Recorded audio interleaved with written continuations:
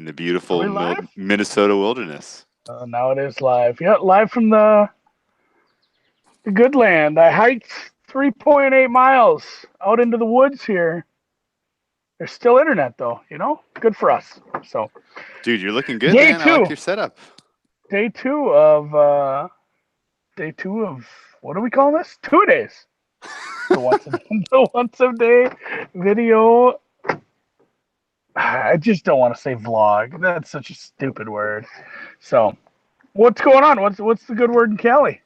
Oh, well, now that we got this finally Time. set up, I'm going to go outside.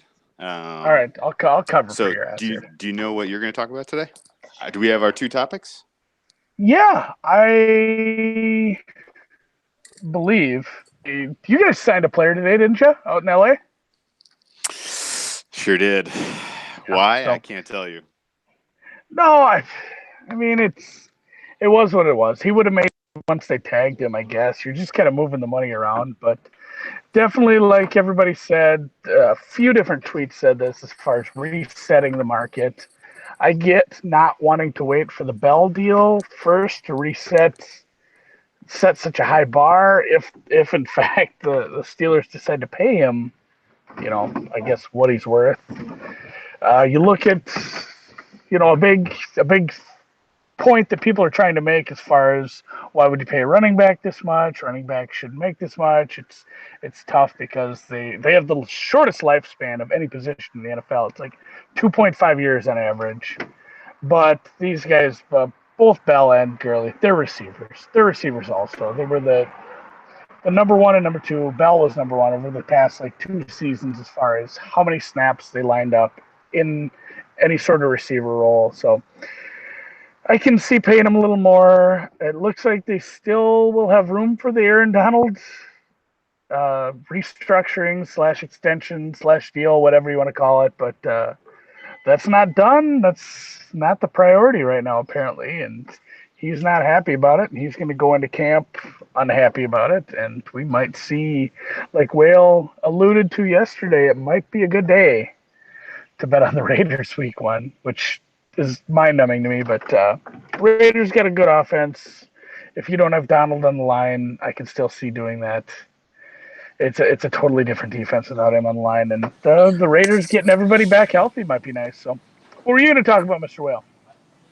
Well, let me ask you about the running back thing a little bit because you are a Minnesota guy, and you guys had a running back for a long time who was super impactful. Yeah, he got hurt. Field. It was Delvin MVP, Cook. former MVP of the league. Are you on the fence, or have you kind of chosen a side here as to whether or not the running game positively impacts the passing game? Obviously a dynamic weapon like Gurley, where he is, maybe the kind of the at least the safety blanket for a young quarterback in Goff, and kind of a guy you can put in different positions, different situations all around the field. Is it more important for the Rams to have a guy like Gurley? What did you think of when Peterson was kind of the focal point of the offense? It didn't seem to me like it really made the passing game any better. No, it didn't, and it's because Peterson was a running back. He had hands. His hands were made out of slabs of fucking concrete. He was he's as good as picture Tom Brady in the Super Bowl. Sorry to hurt you like this, but Tom Brady trying to catch that. That's Adrian Peterson on every passing route. He was not a good receiver. That's hyperbole, but Todd Gurley is a better receiver than probably some team's third option at wide receiver. Great point. That's a great point. He's a great receiver, and so you do have a bit of a dual threat. I'm not a huge pay a running back a lot of money, but he's a dynamic talent. And good for it.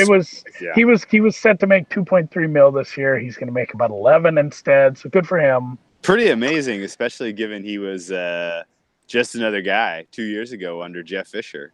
I mean, honestly. Yeah, we were just finding just example after example of why Jeff Fisher was.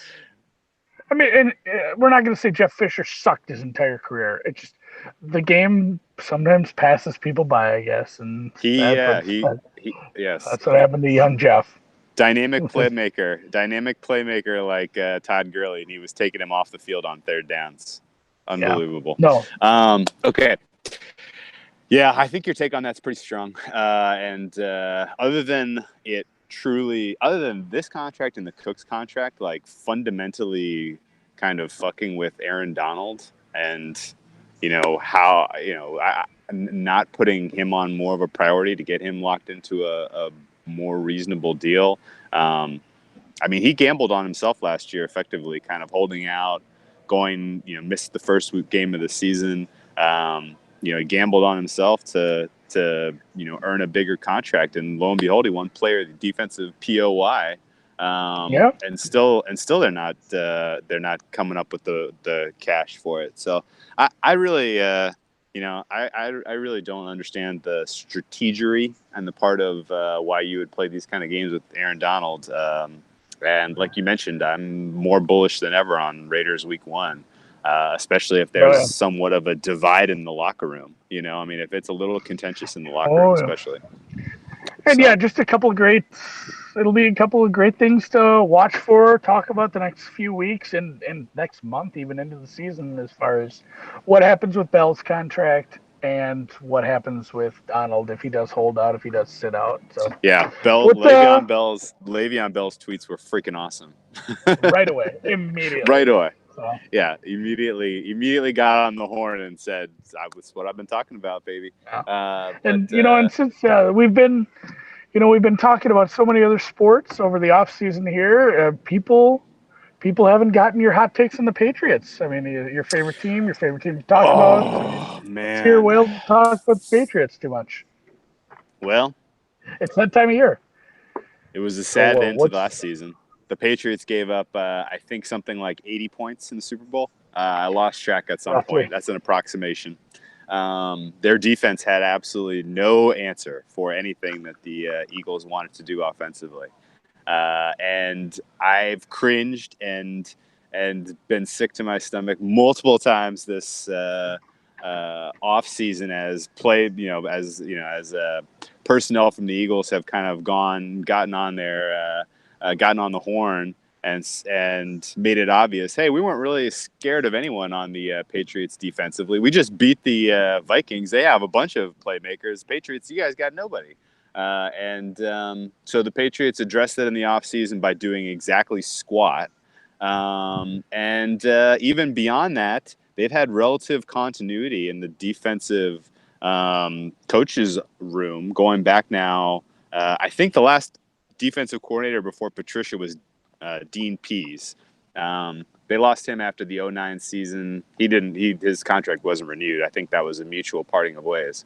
But they went without a specific defensive coordinator for a couple years. Things weren't great defensively for them in that time, with Belichick kind of wearing multiple hats. Patricia found a role. He kind of got solidified in that role. He's gone now. He's in Detroit. And it seems like Brian Flores, the guy who's a linebackers coach, is going to be getting most of the responsibilities in terms of calling the defense. I predict a very rough ding. I predict a very rough. That's your 10-minute bell. Okay. I predict a very rough transition here as we go from what was pretty solid continuity to some total figuring themselves out with worse personnel. We've seen in the past when they've transitioned from solid defensive coaching personnel to new personnel that new coaches, that it's been a little bit of a rough transition. And now we are trying to do it with now they are trying to do it with really, really sorry ass talent. So Fanwell came out there. I think. Yeah, I dig what you're saying there. It's going to be similar to last year where you can fade, even if you're not fading them a money line, if you're not fading them against the spread. Possibly, like you talked about this earlier, it was a good point. Opponent team total over, as they face a couple of decent offenses early on. Some teams that could probably put up 25, 28. Yeah, did you see the highest total on the board week 1 is Pats Texans. It's 51 points. Patriots are 7-point favorites. We don't have a team total for the Texans up right now, but if you do the implied would be what? Yeah, 22. The implied Yeah. score, given the spread and the total, is 29-22. So make of that what you will. But Texans getting 22 with a dynamic quarterback like Watson back there. Tom Savage. I don't know. I don't think they're going to have a great success. Hopkins is just a freaking badass, and he should put up a pretty incredible stat line. I'm not sure exactly the right way to attack this yet, really, but almost certainly the team total. Oh, we've got a month because 24 points seems completely reasonable against this lousy ass defense, especially since it is in Foxborough. It is their home opener. We know the Patriots treat the first 4 weeks of the season kind of like an extended preseason. So we may not even see what they intend to eventually roll out in terms of dynamic kind of different looks on the defensive side.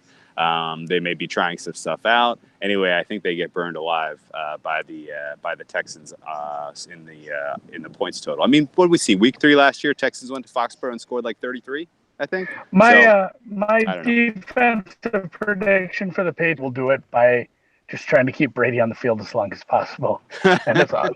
Just long, sustained drive. Keep the other team off. I don't know, man. I think that's what I'm closing with.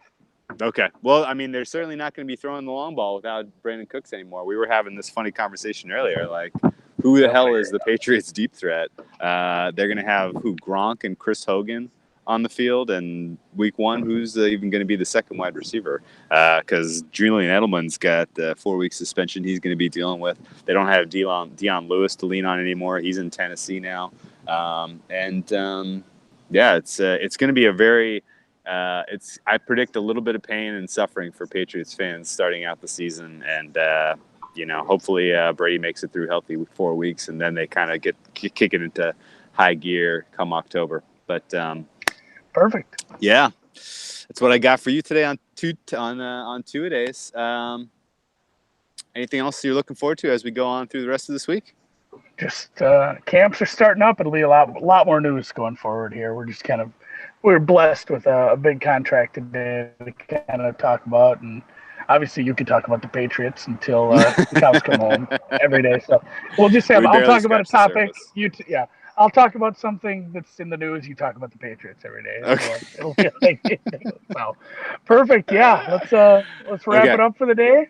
All right, and we'll be back tomorrow at 1 p.m. Pacific and hit another 2 topics. And we're obviously learning along the way. This is I don't think anyone saw this because we didn't really blow it up, but this is our second try. I think it was just as good. Thank you, Andy. Good work. You want to say some parting words, and I'll head in and kill the stream? That sounds good. Yeah, as always, if you want to follow this, I would do something along the lines of maybe subscribing to this channel on YouTube. I think there's just a button for that. That would be good. I'm not sure if you can leave a review. You can leave comments. Somebody wrote some funny stuff about me yesterday. If you want to go find that in the first episode. As always, follow us on, we know who it was. Follow us on Twitter at AndyMSFW, at whale_capper. Follow us on here. We will be recording tonight. So it is a 2-a-day today. This and a podcast. We'll do that a little later. That'll be out maybe late tonight. I don't know. We'll see what the editing looks like. Special guest, undisclosed special guest, former guest, recurring.